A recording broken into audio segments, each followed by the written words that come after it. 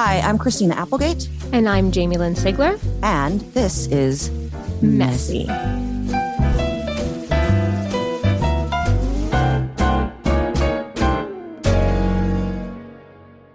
We're asking for a small favor. If you've got a few minutes, we would love your feedback on the podcast and sponsors. No wrong answers, no perfect responses needed, just your real thoughts. The messier, the better. We appreciate the support, and for each 200 respondents, we will make a donation to the MS Society. Take the survey by visiting messythepodcast.com/survey. That again is messythepodcast.com/survey.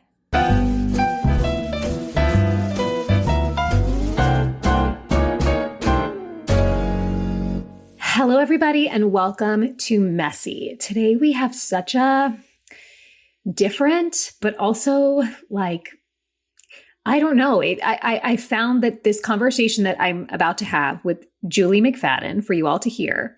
She's a hospice and palliative care nurse. She's an author of a wonderful book called Nothing to Fear. She also has a podcast called It's Okay, We're All Gonna Die.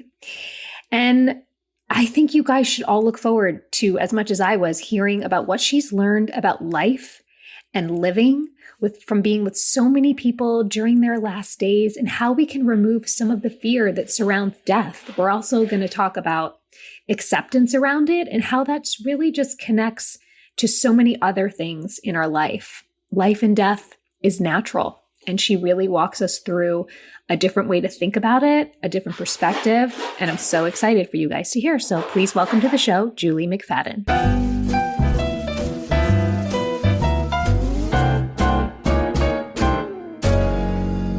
Okay, welcome to Messy, Julie. I just have to say before we begin, I think a lot of people hear the words hospice nurse and immediately think, oh, this is going to be a really sad conversation. But everything that I've read about you and from you and everything that you talk about, it almost feels the opposite because you talk about death in a way, I don't know, that somehow makes people feel more alive. And it's really beautiful. Thank you. That's the greatest compliment. That's what I hope for.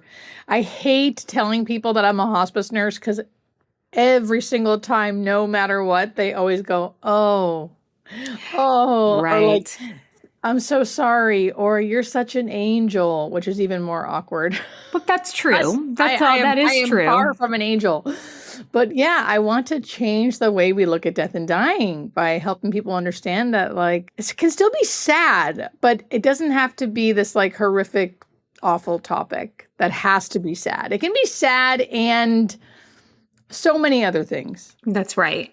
Yeah. So you spent years working in the ICU where you saw a lot of death, and eventually you moved into hospice and palliative care. So what happened to make you make that transition? Being an ICU nurse was incredible. I'm so grateful I did it because it really helped me see the other side of things, right? Us trying to keep people alive at all cost. And at many, many times, the ICU is doing wonderful things and people do survive. That's right. And come out of the ICU, which is amazing. And when you're there long enough, you do see how our healthcare system and our way of our society, we want to deny death. We want to keep it away at all costs. We're not good at talking about it. We're not good at helping people understand what's really happening with their loved one who's laying there in the bed dying, which they don't understand. And we're trying to make them not die. And I just think there's a time after a while, at least for me, where it was I don't want to preserve life at all costs. And that is true suffering. And if we're all going to die, which we are. Yes. And some of us know we are because of X, Y, and Z, some diseases we have, something that happened, and now we're in the hospital and we've been in the hospital for a year. And I just thought there has to be a better way to die if we're going to. Yeah. And that is what led me to be let me try hospice nursing. And I really did just kind of take a leap because I was they say to be doing it different. Yeah. And I read that you had said there was, you had said that in ICU, healthcare workers would talk amongst themselves, right, about whether they thought the patient was dying, but often the patient and the family weren't part of that conversation. Yes. I do think, it's not like people, okay, so from my experience in the ICU, no one was purposely keeping this from the patient and their loved ones, right? Of course. But no one was ever taught to include them and how to include them. So during handoff, we would kind of openly talk about people circling the drain, meaning like they're so close to dying. We had to keep them alive. So this shift was crazy because we were really trying to keep them alive, right? Or what's the real outcome this person's going to have? Is this person really going to leave the ICU alive? Probably not. And I think we really did know that a lot and never had these discussions with the family. Yeah. And when I finally did feel confident enough to speak up during rounds and say something like, I said something very simple, like, I think we need to have a family meeting to talk about the big picture. It was very vague because I was scared too. Sure. But when I said that, what I realized was everyone was on board. It was like, yes, including the family. And we had a meeting that day for this one patient in particular that I can think of. We had a meeting that day. And then that night before the end of my shift, because I was there for 12, 13 hours, they turned off the machines and that patient died. All because of that meeting. And granted, it's a thing of pride for me now and a thing of like a turning point in my career where I was like, whoa, I have power in my voice. Yeah. And we did the right thing. And holy shit, I feel like I just killed someone. Like it did feel like that. It felt like because of me, this person's who I cared for many months, who I felt like I loved, is now gone. And even though I knew it was the right decision, it still was very impactful. Like, wow, of course, my voice matters. That was scary. But now that I know that it matters, what am I going to do with it? And you have, I can tell you as somebody that was on the other side of it, I had a brother who had a brain aneurysm, was in a coma for a long time in the ICU. And as his family, it was just, we were exhausted and we were tired and we were scared and we didn't know what the right thing to do was. And it took finally a doctor sitting us all down in a family meeting and saying, if this was my son, I would let him go. Yeah. Your son, if he has any chance of surviving, which is minimal, will have no quality of life, will be, breathing tube, feeding tube, fully cognitive, will die from an infection months later. And the permission and the relief that conversation gave, as devastating as it was and heartbreaking, we needed it. We needed that guidance. We needed that permission and that expertise of someone in the medical field to say, I see this all the time, and this is the right decision for your family. Yes. And I love how you said it was like devastating. It's devastating. Yeah. And relief. Like those, I heard those two words, devastating, and you had relief. And I see that all the time.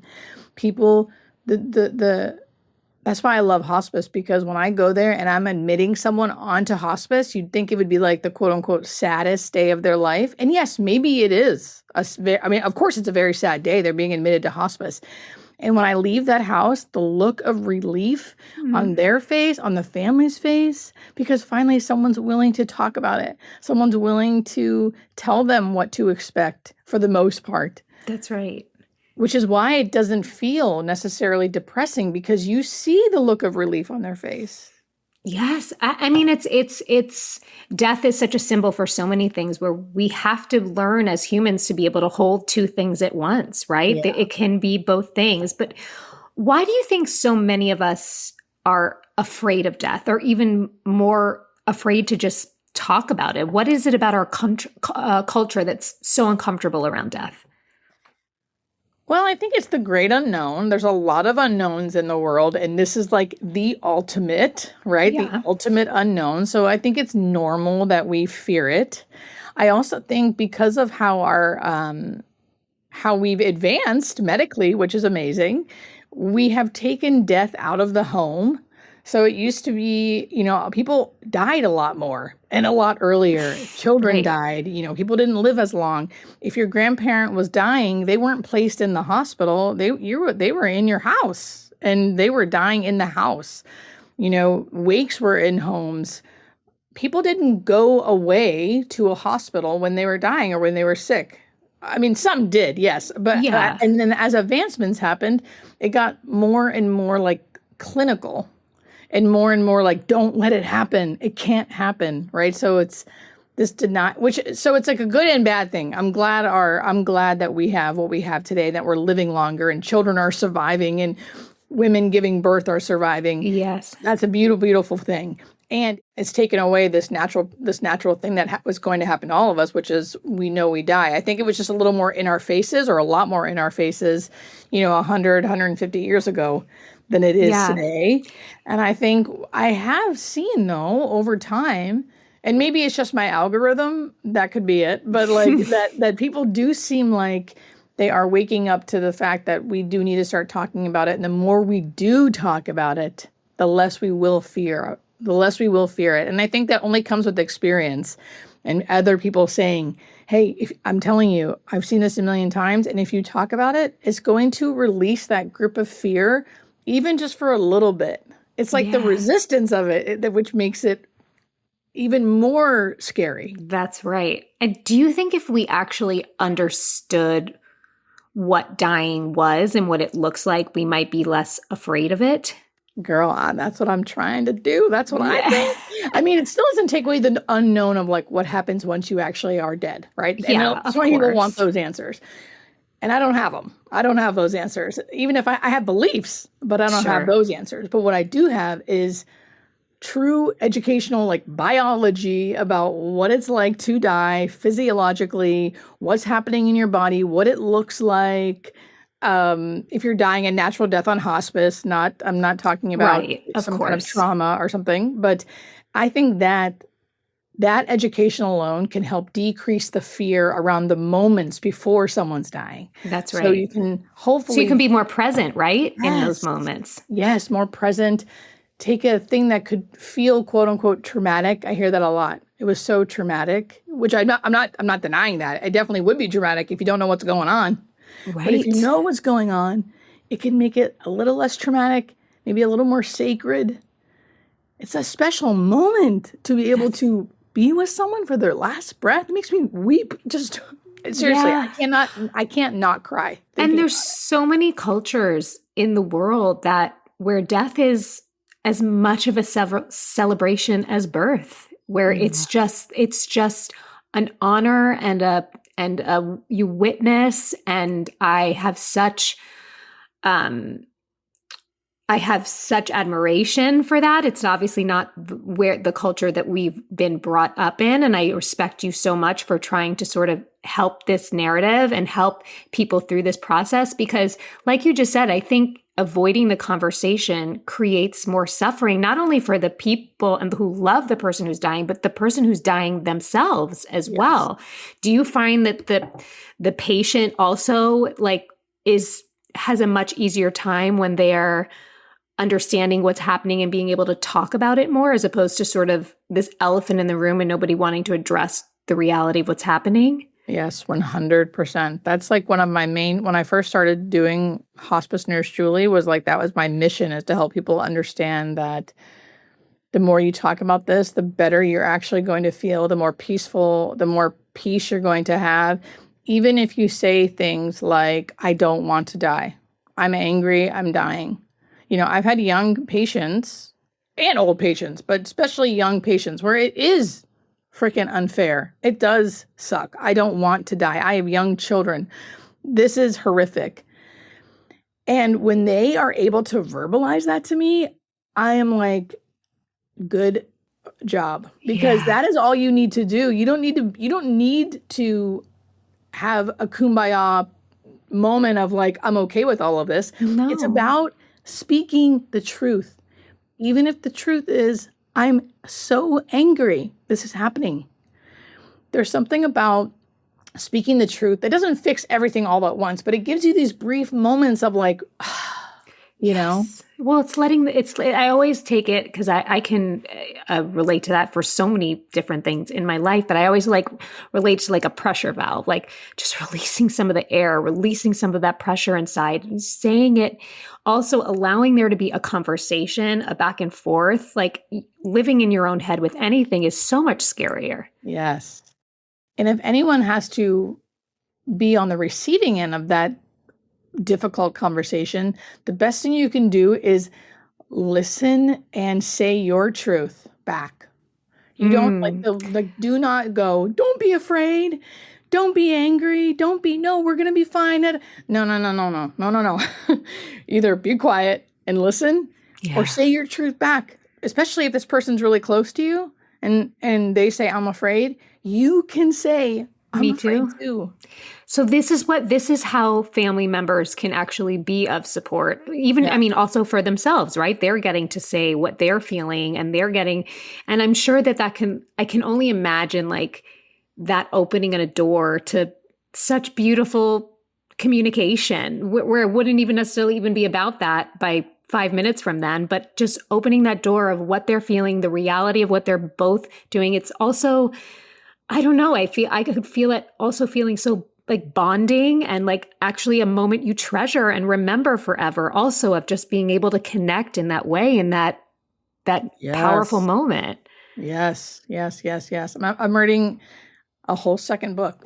You are? About that. Yes. About how we can take these lessons and put them in our lives today. Yes, we all are dying. Yes. But if we're not dying right this moment, we still can take these lessons from the dying and put them in our life today, about speaking honestly to one another and having these truthful moments about all types of stuff. That's right.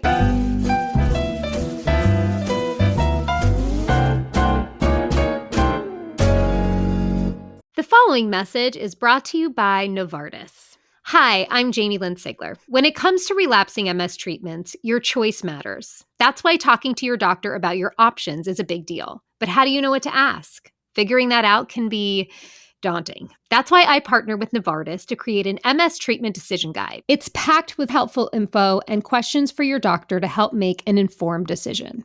Trust me, the more prepared you are, the more confident you'll feel. Download the guide right to your phone only at treatmentdecisionguide.com. Support for Messy comes from Jones Road.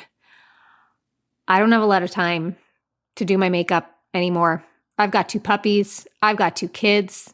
I've got a lot going on in my life, but I still want to look presentable. I still want to look my best, but I want products that actually enhance my skin and my natural features without making me look all made up. And I also don't want many steps. Well, enter Jones Road Beauty and their Miracle Balm. Okay, this gives me that effortless, natural look I'm looking for, and it's replacing all the steps in my routine. I use it as a highlighter, as a bronzer, as a blush, as a lip tint. It's literally the ultimate no-fuss multitasker. Not only that, it's clean, it's high-performing, and it's good for your skin. It has a formula that is packed with skin-loving ingredients. And once I started simplifying my routine with the Miracle Balm, I realized, okay, some days I need a little more coverage. So Jones Road actually just launched their foundation stick, and it fits perfectly into my routine because the foundation stick has all the things that foundation skeptics will love, okay? It delivers buildable, real coverage while feeling completely weightless on your skin. Modern day makeup that's clean, strategic, and multifunctional for effortless routines. For a limited time, our listeners are getting a free full-sized mascara on their first purchase when they use code MESS at checkout. Just head to jonesroadbeauty.com and use code MESS at checkout. After you purchase, they will ask where you heard about them. Please support our show and tell them we sent you. Support for Messy comes from Radiance Collagen. Why do we let ourselves age? This is a fundamental question, right? Aging is very different than getting older. Aging is actually a choice. So how do we align ourselves with better and healthy aging? Well, for me, it's the things that I'm putting in my body. And what I've added to my routine is collagen. And my favorite collagen is Radiance by Brick House Nutrition. We start losing collagen after the age of 30. So whether you're 25 or 75, this supplement is so beneficial. Here are some of the top benefits that I see from collagen. Joint support, so I'm waking up less sore and less stiff. Muscle recovery, so especially if you're doing resistance training in ladies, especially ladies in their 40s, we need to be strength training. Skin health, so your skin is your body's first line of defense against the outside world, and that's why it's so important to support it from within. If you don't feel a real difference in your health, by the way, you get your money back, no questions asked. And I got you 20% off and free shipping. Go to brickhousenutrition.com and use code MESSY. That's brickhousenutrition.com and use code MESSY.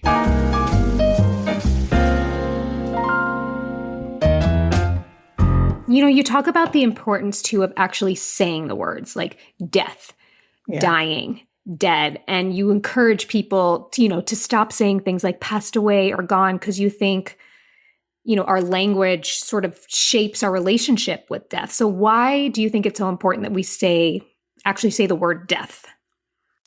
One, I see relief on people's faces who are dying when you do. When you don't tiptoe around this thing that's happening. I see them feel like they have permission now to say I'm dying, to say it too, I'm dying.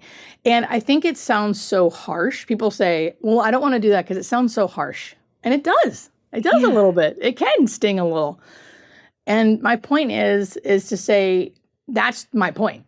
It shouldn't sound harsh. It's sounding harsh because we never do it. Right, because you've talked about patients entering hospice where they don't even realize they're dying because no one's even clearly explained their prognosis, which I think just be so difficult. Yes. And scary. How does that happen? Why are doctors and families sometimes afraid to be completely honest with the patient?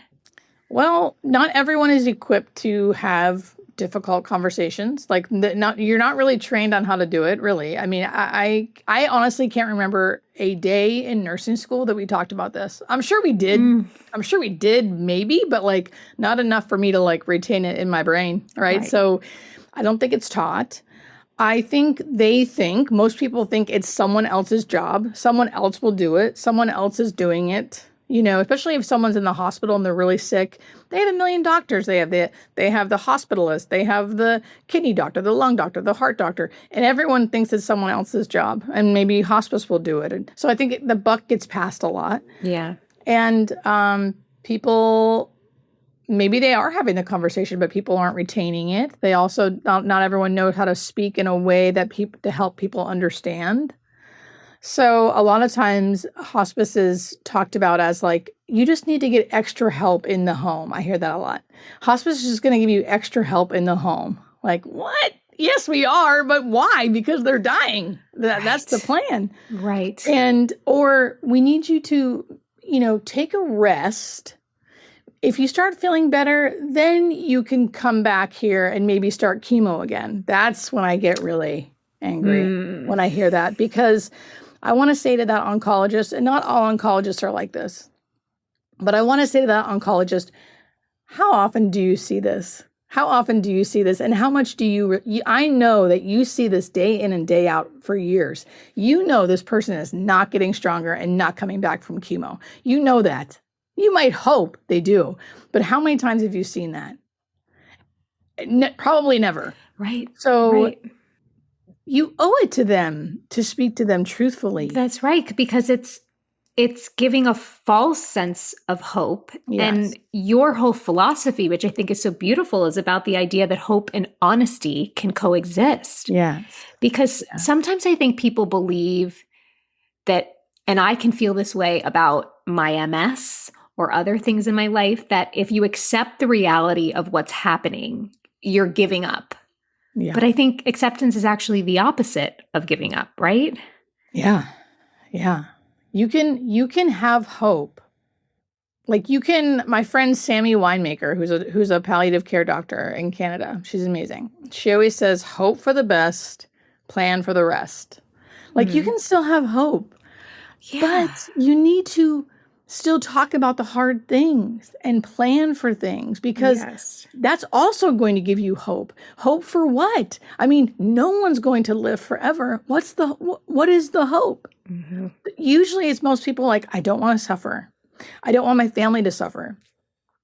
Great. Neither do I. So let's get a plan in place to help that. There may be some suffering along the way, because sadness does feel like suffering sometimes, right? Of course. It's going to make it less the more educated you are about what's going on, the more truthful everyone is, and the more planned out things are. Mm-hmm.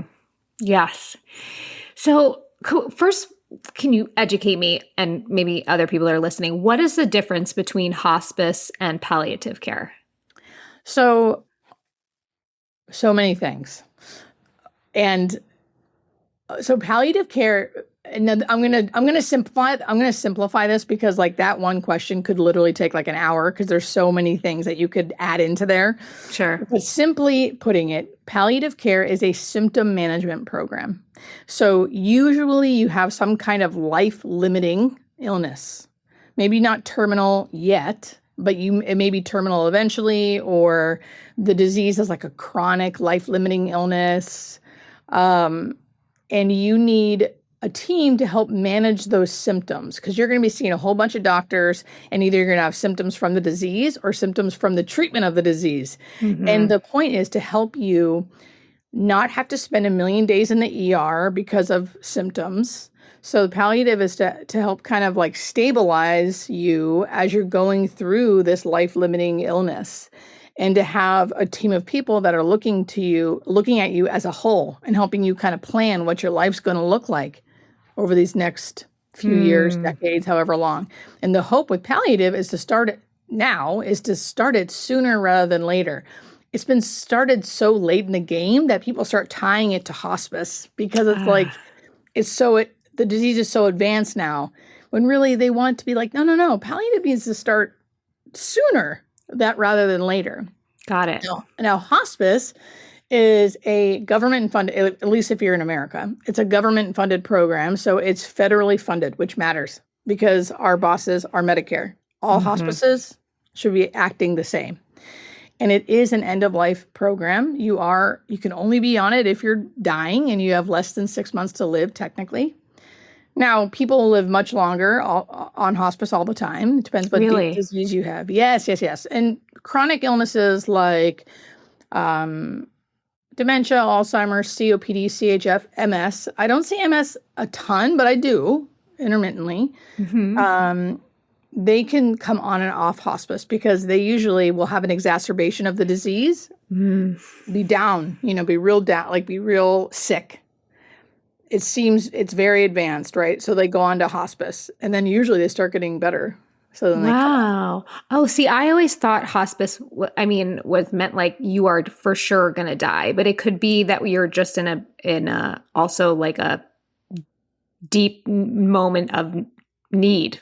Yes. Now, technically, in order to prove to Medicare, you have to show that like you are likely going to die. So diseases like dementia, Alzheimer's, Parkinson's disease, you have to really prove it to Medicare. Like, listen, here's true evidence that they likely will die in 6 months. They've been in and out of the ER the past 3 months. They've had a very serious infection. They've lost 20 pounds. They can't really eat. They can't really talk. So there's a lot of things going on, because you have to, quote unquote, prove that they will likely die within 6 months. So in order to get on, you do have to prove that. But a lot of times, because then you're on hospice and they're taking good care of you and you're home and you're getting to enjoy your life, you do start getting better. So then people can come off. Wow. And then go back on and come off. They go back and forth. Yeah. Okay. I want to talk about things that we witness at the end of life. This part I'm sure not alone and particularly fascinated by, because you've witnessed hundreds of people die, and you've talked about things that happened near the end of the life that aren't always easy to explain, like people seeing deceased relatives, angels, beautiful places, hear music. What are some things that you've personally witnessed that have just been amazing? Yes.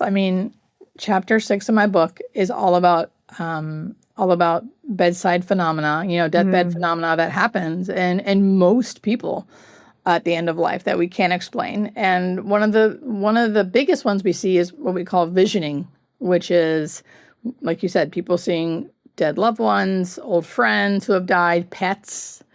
And I have seen it all. I mean, I've seen it, honestly, Jamie, I've seen it so much that like stories stick out to me, but like not really. It's like a thing that just happens. It's like an educational piece. I now start educating people about it when they first come onto hospice, so they know it exists and they don't have to fear it when it starts happening. And because I do that, almost everyone I talk to goes, "Oh, that's already happening. Oh, that's already happened. Oh, that's already happened to me." So the patients themselves are telling you that. Yes. Wow. Yes. That's how I started really seeing how frequently it happened when I stopped being afraid to tell people that it did happen, because then people knew that I was okay to talk to about it. And then they started being like, "Girl, that's already going on. Oh my gosh. I've already had this. I thought I was going crazy." I'm like, listen, as long as it feels good to you, go with it. I have so many questions about this. Yeah, good. Because my son was ill in a hospital 2 summers ago. We were in the hospital 45 days, in the PICU for 17. So it was very serious. He had something called ADEM, which is like basically an encephalitis type reaction to a virus where his whole brain and spine became inflamed. And he was offline for weeks.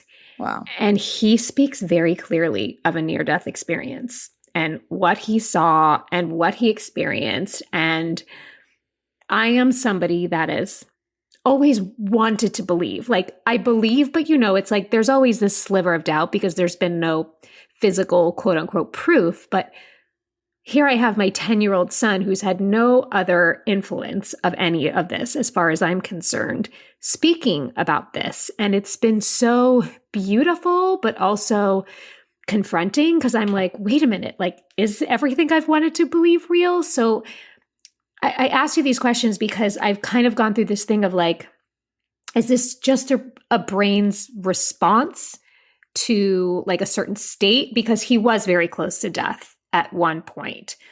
And so, or like, did he even have an understanding of what was happening? Do you have anything to share with me about that?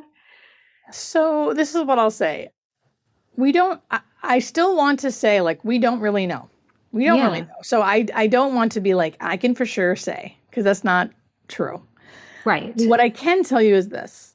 I know what it's not. So I have been a nurse for almost 20 years. I have seen delirium. I have seen brains that are deprived of oxygen. I have seen people having delusions and paranoia and visions because they're on medication. I have seen what that looks like.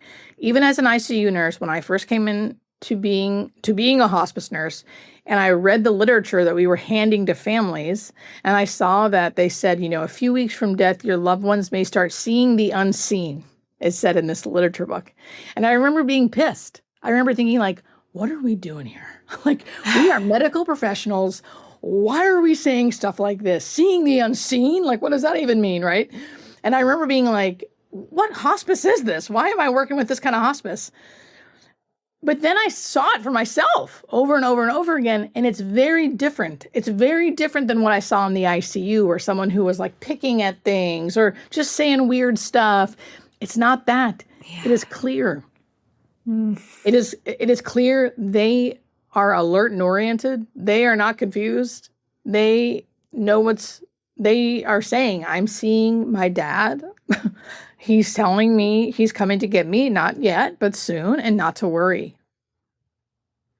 So it's like when you see that over and over and over and over and over and over, it's like, I don't know what else to say, except for like, all I know is it happens. And guess what? If that is our brain just doing it, thank God. Yes. Thank you, brain. Yes. How amazing. It's so true. Amazing. Has this made you like a believer? Were you before? Has this changed your like perspective on all of that?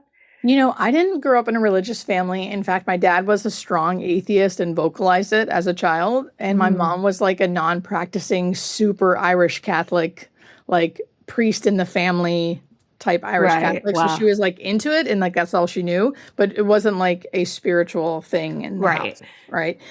But still, even as a little girl, I can remember like going to church on Easter Sunday, because again, Irish Catholic, and only on Easter Sunday and Christmas Eve, right? Yeah. And being like, I feel something here. Like, and as like a 4-year-old, right? Yeah. And I don't mean Christianity. I mean just something here. An energy. I like this. Yeah. And so I've had my own experiences even as a little girl, and it's just sort of solidified. I say all that to say that like I had my own beliefs, and watching people die has just solidified them more and more. Like I always liken watching someone die to watching someone give birth.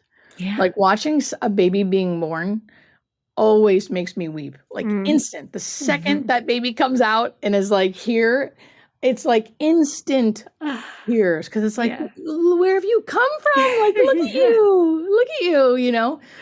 It feels the same to me when I watch someone die. And I think because, you know, it's not my mom yet. You know, my grief isn't there. My grief is removed. So I can just see it for what it is. And what it is this special, beautiful thing where this person is now going back to where they once came from. That's what I think. I love me too. They're going home. They're so, and once they get there, I think they're going to be like, oh God, thank God. Why'd you leave me there so long? Most people say that though, right? That have had near death was like, I didn't want to come back. Like the love that I felt. Yeah. I mean, that just brought so many tears to my eyes.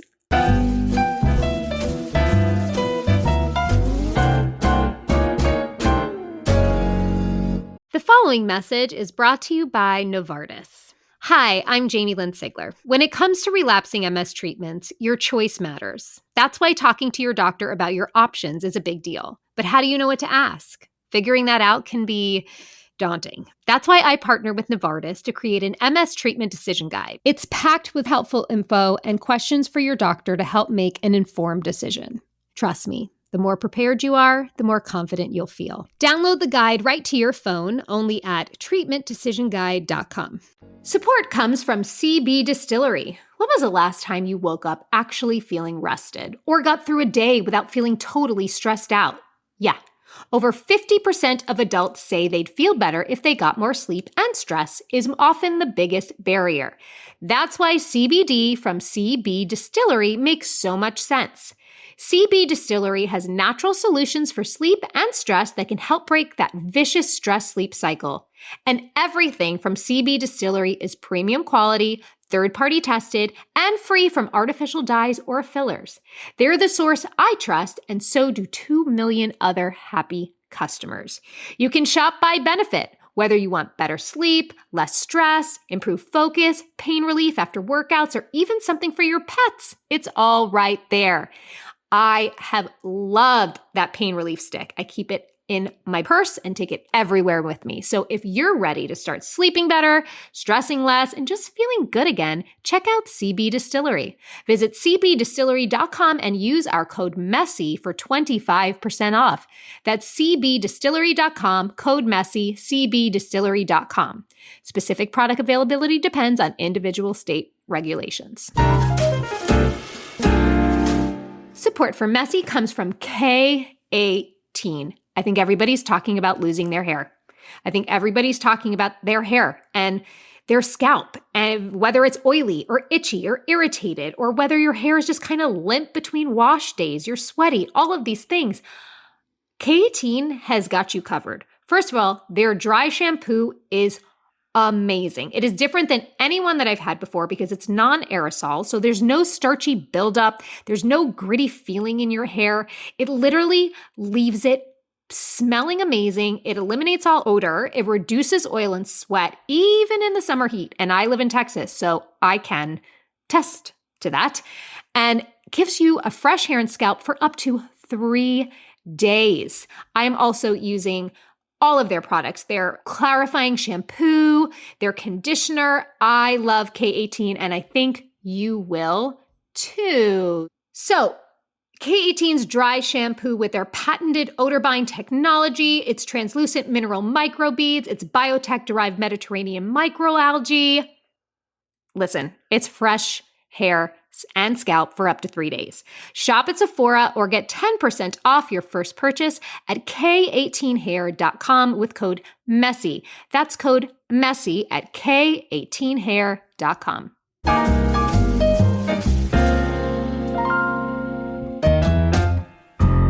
Speaking of children, you know, when children ask questions about death or what happens after we die, how do you recommend, like, we answer them? Should we be honest, even though we don't know the answer? How do we sort of have that conversation with kids? So I am definitely not the expert in this one. Yes, I should say I'm not expecting you, but from your experience, there are many people online who are experts, though, and this is what they have said. Yes. Okay. You need to talk to whichever, like, there's usually like age, you know, like a 3 to 7 year old. You talk to them like this, very concrete, very whatever. But generally speaking, with all children, do not shy away from letting them see death. From talking about death. I would prepare them, you know, like if you're going to have them come in and see grandma dying, I would prepare them about, like, this is what you're going to see. This is what's happening. It's okay if you feel scared. It's okay if you feel sad. You know, but bring them there. I think allowing young children, no matter how young, seeing someone die, I think is appropriate. It's appropriate, I think, if you explain it and you help them not be alone in it, because it could feel scary. And I think half the reason why it does feel scary to us now is because children are shy. You know, go in the other room. Don't come in here. And they just see everyone whispering and crying, but no one's saying anything. Yes. And that's really scary. Yeah. And I mean, I found with my own kids, like, and even my own self, like, I used to want to avoid information because I would think it would overwhelm me, but it the opposite. Like, the more information that you give kids, obviously to their level of understanding and the language that is appropriate for them, it empowers them more to know exactly what's happening. And like you said, to see it and also see that life goes on, that you're okay after. Like, grief is part of life, and it's going to be something you experience. Yes. And I think it's very important to not use stuff like they're going to sleep. You know, I can't remember who it was, but someone was talking to me about how, like, they were afraid to go to sleep for so long because they said that their grandma went to sleep and never woke up, right? Oh, and so then it's like, then they're afraid to go to sleep because grandma went to sleep and she never woke up and now she's gone, you know? So it's like being able to explain to them. Yes. At the age level they can understand. Exactly. But I do really think it's important that we involve children in the death and dying process. And the most beautiful deaths I've ever seen, and they're in my book, are when families allow children to be in the room, in the bed, whatever, with the dying person, if they choose to be, if they want to be. Sure. Right. Exactly. Oh, wow. Yeah. Wow. I can imagine that being really powerful. Yeah.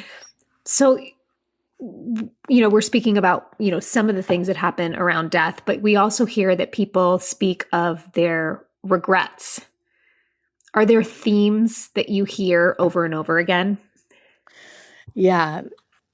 Regrets are so funny. Well, it's like the way I try to talk about it is it's not usually like they're just sitting there going, you know, I regret this, right? It's like, but over time you hear the same thing, you know, little pieces here and there, which has been one of the greatest gifts of being a hospice nurse. And the number one thing I hear, which I really implement this in my life, is how they regret not appreciating their body and appreciating their health while they had it.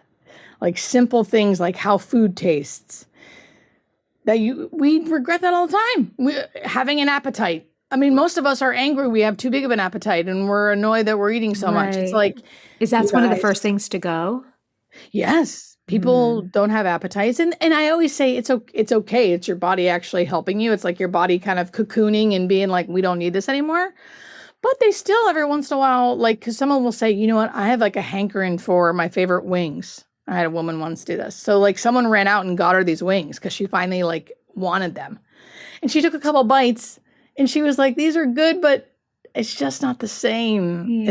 It's not the same because my body's not the same. Right. So people being like, I wish I would have like appreciated how nice it was to be able to just get up and leave my house. You know, how it was so wonderful to not live in pain, how it was so wonderful to like easily eat. You just don't appreciate that until you don't have it. Yeah. And I have really worked on implementing that in my life on a daily basis, reminding myself how amazing it is that I can walk and see and eat and drink and taste.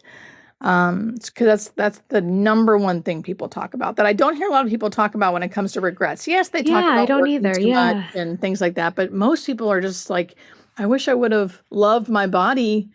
Oh, wow. When it was like really moving and working. Yeah. You know, I think that that's one of this might sound weird to say, but like one of the gifts that MS has given me is because I've sort of witnessed my body slowly having a progression of disability. I could sit in my now and I can sit in my before, but I think I've had like 25 years under my belt of like being like, okay, but 5 years ago when I was able to walk further and do more, I was thinking about the 5 years before that. So let me just now just appreciate what my body can do, because I don't know what my future is. And it's one of the gifts, I think, of pain and grief and illness even sometimes, is to force us into presence and force us into appreciation. So I have never heard anybody answer that question in that way. And that's really interesting and a gift to give the living right now, for sure. Yeah, a gift to give the living. Yeah. Yeah. So for the families, right, who have a loved one that's dying, I think the initial instinct is always like to fix it, right? Like we want to find a treatment, we want to find another doctor, we want to find another option, even when it clearly is the end. What do families do, because they love someone, that actually might make the dying process harder? Oh, wow. What do they do to make it harder? Denial, really trying to find the next thing, which I think that comes into play for doctors and nurses who are not hospice and who are not working in hospice yet. It's a really important part for them to play, to have really honest, easy to understand conversations about what's really happening, because people need to understand that just because there is possibly another treatment does not necessarily mean that's the best move. Really, it does not necessarily mean that the person's going to survive longer, live longer, and have a better life. In fact, there's been studies to show that certain things, hospice actually helps you live longer. You think if you go on hospice, then you're really going to die. And it's like, no. You're going on hospice because you're dying. So right. No matter what we do, whether you do this treatment, you're going to likely die from this disease. And it's likely going to be 6 months, maybe 8, maybe 9. But I think it's important you know that, right? So then you can say, okay, this sucks. I don't want to have this be true, but it is. Now what? How do I want to live out the rest of my life? And the things that families can do to make it worse is not having those conversations, not allowing the dying person to talk about what they really want, not allowing them to say, no, I don't want any more treatments. And also not asking for help. They need help too. If they're going to be the ones caring for this person, they need help. You cannot do it alone. Really. That's such great advice. Yes. And I always say, let's say your loved one is on hospice and you're kind of like, well, now what? Now what do I do? Right? You ask yourself, are they clean? Are they safe? Are they comfortable? And if you can say yes to all those things in that moment, there is nothing to do. So you just either be with them, because that's what you just be with them. Play cards.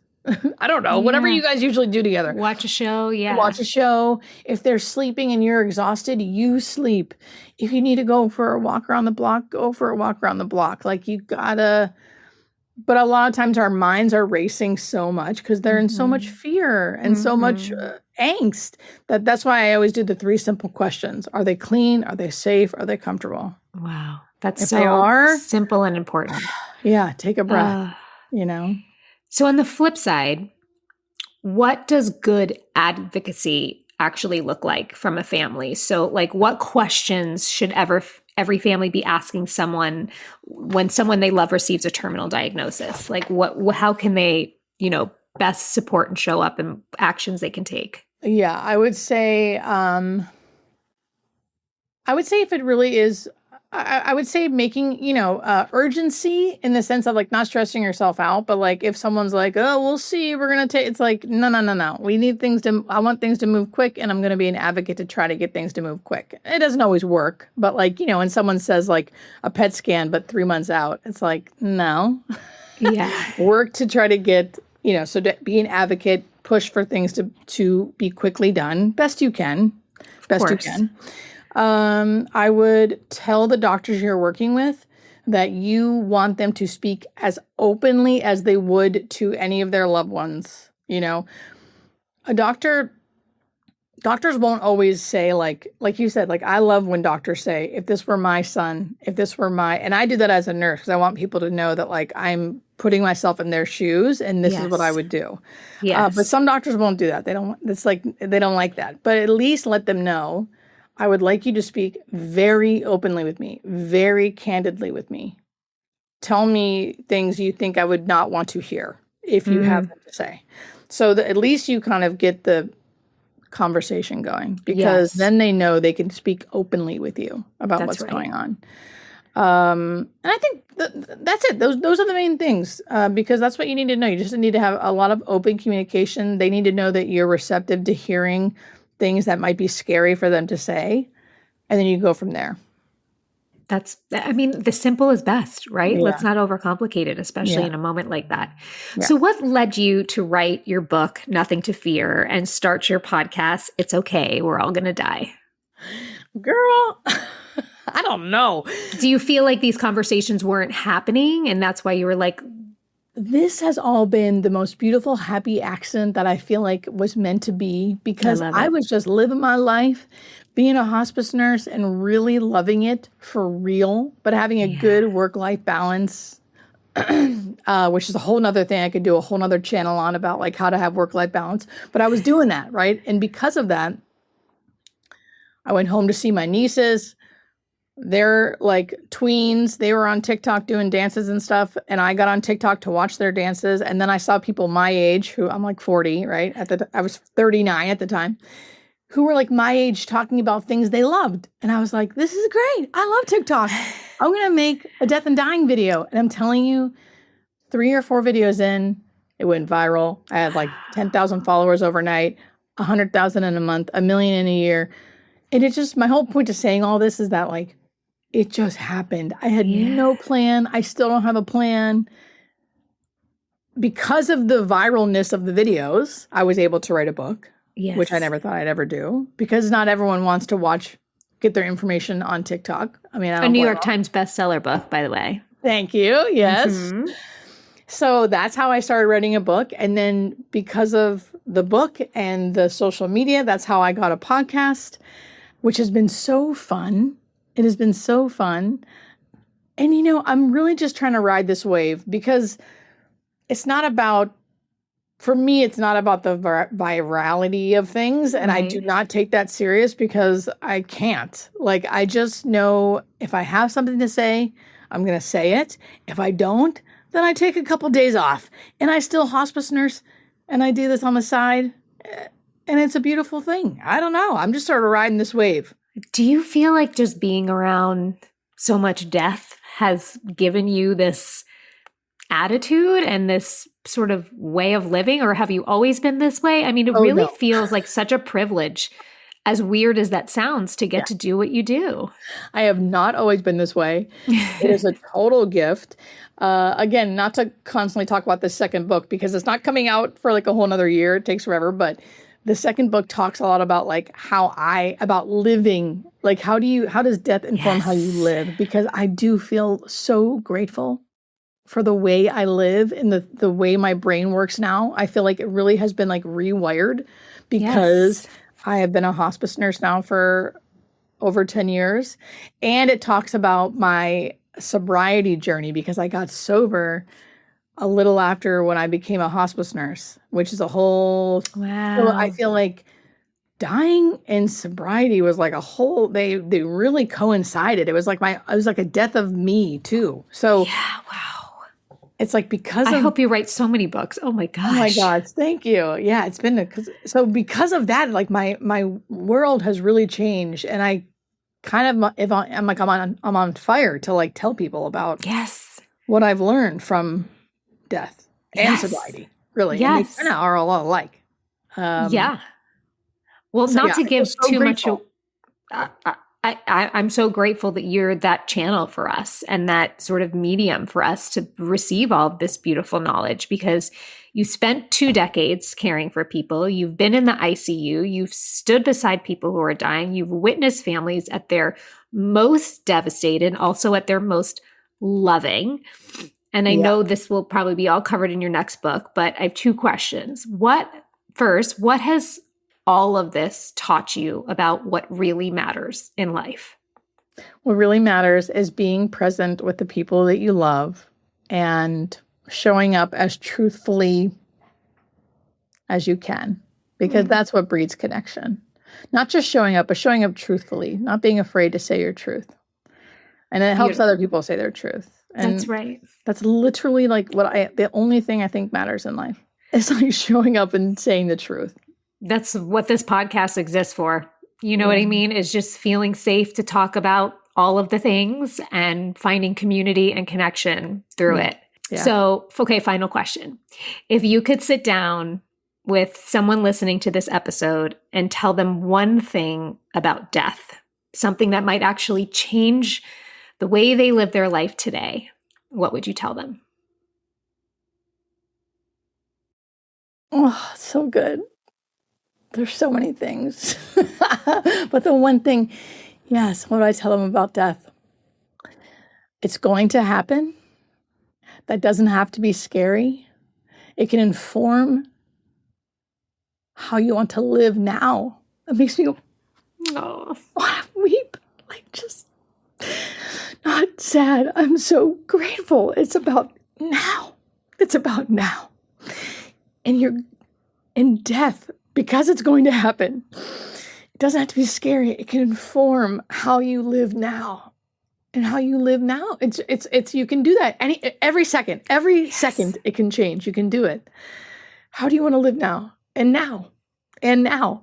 And now. And those little nows make up a really beautiful life. And you don't have to be afraid. Oh, Julie, you're such a gift. You're so wonderful. Thank you so much.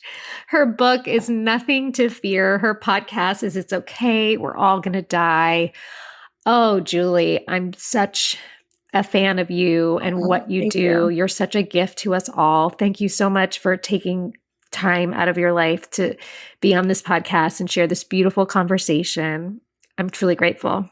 Thank you for having me. Yeah. It takes listen, girl, if I'm crying, it's because you're asking the right stuff. So I'll take it. Thank you so much. I really appreciate it. Before I let you go, I always pick a random card out of this deck and read a quote. So we'll see what we have today. Yeah. Oh, wow. Well, I have full chill bumps down my body because they usually pertain to what we talk about, but this one is crazy. Okay. Wow.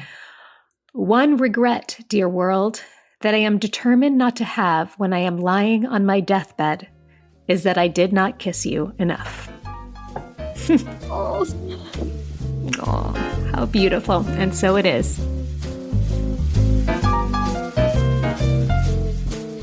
This show is executive produced by Christina Applegate, Jamie-Lynn Sigler, and Allison Bresnick. Our audio engineer is Josh Windisch. And if you want to show us some love, don't forget to leave the show a rating or review.